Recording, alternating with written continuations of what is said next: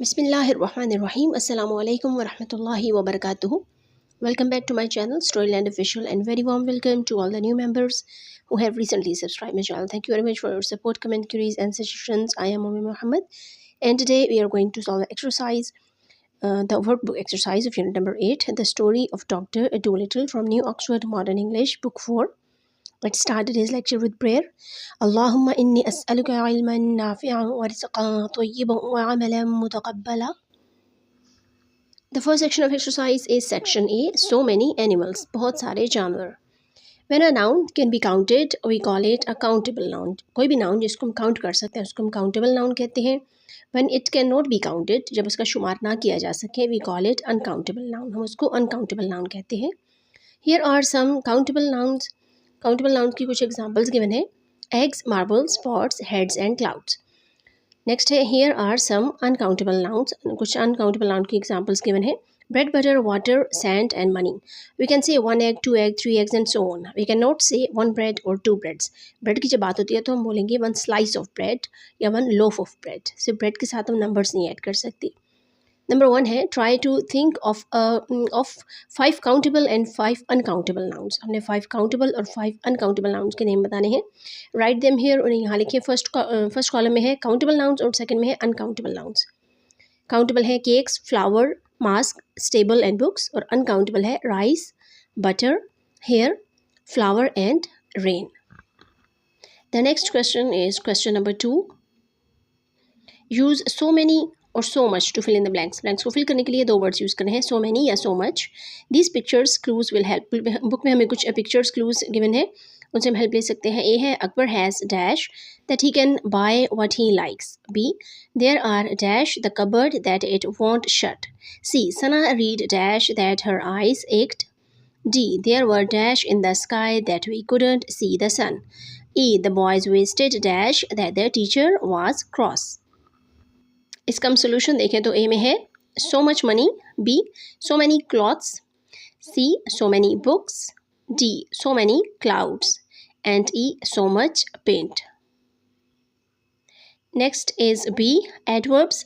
Some words can tell us more about the verb in a sentence. जब भी sentence में कोई verb use होता है तो इसको explain करने के लिए कुछ words होते हैं, उनको adverbs कहा जाता है. Example है, the girls danced beautifully, the boys ran quickly. The word beautifully and quickly are called adverbs. इसमें दो words use हुए हैं दोनों sentences में, beautifully and quickly. ये adverbs हैं. They tell us about the verb danced and ran. और किस verb को ये explain कर रहे हैं, danced को और ran को. यहाँ पर first sentence में एक mistake है, dance लिखा है, ये dance नहीं danced, second form use होगी, इसको आप correct कर लें.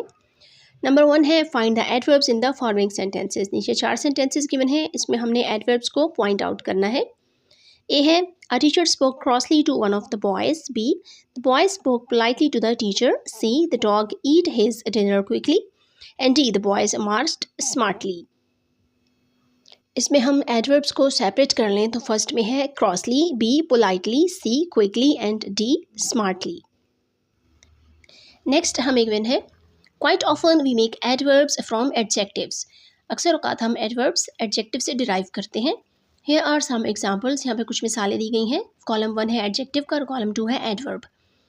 एडजेक्टिव है quick, near, happy and comfortable, और एडवर्ब्स हैं quickly, nearly, happily and comfortably. इसी तरह हम एडवर्ब बनाते हैं एडजेक्टिव को यूज़ करते हुए. नंबर 2 है underline the verbs in the sentences below. नीचे कुछ सेंटेंसेस गिवन है और हमने वर्ब्स को अंडरलाइन करना है. Then fill in the blanks using the adverb above. और उन्हीं एडवर्ब्स को यूज़ करते हुए जो पिछले हमें पेज पर गिवन थे, इन सेंटेंसेस को फिल कर लेना है. ए है, yesterday I was dash run over by a car. B है, go dash to the shop and buy some rice. C, my father lived dash until he was 90. and D, my mother can sit dash in that chair. सबसे पहले हम इसमें से verbs को separate कर लेते हैं. वर्ब्स हैं A, run over, B, go, C, lived and D is the last verb, sit. Verbs ऐसे वर्ड्स होते हैं जिसमें किसी काम का करना या होना जाहिर हो. एडवर्ब है A, nearly, B, quickly, C, happily and D, comfortably, जो हम ब्लैंक्स में फिल करेंगे. Next section of exercise is section C, से इट शॉर्टली. इसको मुख्तसरन बयान करें या मुख्तसरन कहें. डू यू रिमेंबर, कि आपको याद है, व्हाट एन एब्रीविएशन इज़, एक एब्रीविएशन क्या होती है. N abbreviation is a short way of writing something, किसी भी चीज़ को मुख्तसरन लिखने का जो तरीका है उसको हम एब्रीवेशन कहते हैं। एग्जाम्पल गिवन है PTO means please turn over. We usually write PTO at the bottom of the page, किसी भी पेज के एंड में हम PTO तब लिखते हैं when we want the reader, जब हम चाहते हैं कि पढ़ने वाला to look at what is on the other side of the paper, paper की दूसरी तरफ पढ़े के क्या लिखा है। अक्सर क्वेश्चन पेपर हम देखते हैं, बिल्कुल अगर पीछे की तरफ भी क्वेश्चन गिवन है तो पेपर के एंड में PTO लिखा होता है।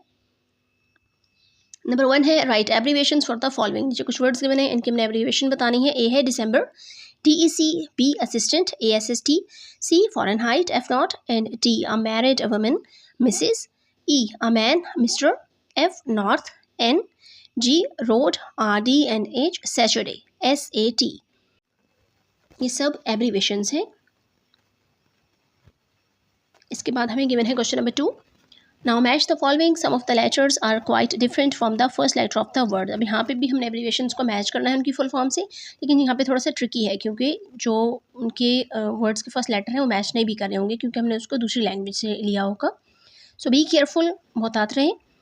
लॉन्ग वन हमें फर्स्ट कॉलम में गिवन है, उसकी शॉर्ट फॉर्म सेकेंड में, care of CO, ounce OZ, before Noon AM, kilometres पर और KPH, and all the rest ETC dot, pound weight LB, afternoon P dot M dot, for example E dot and G dot।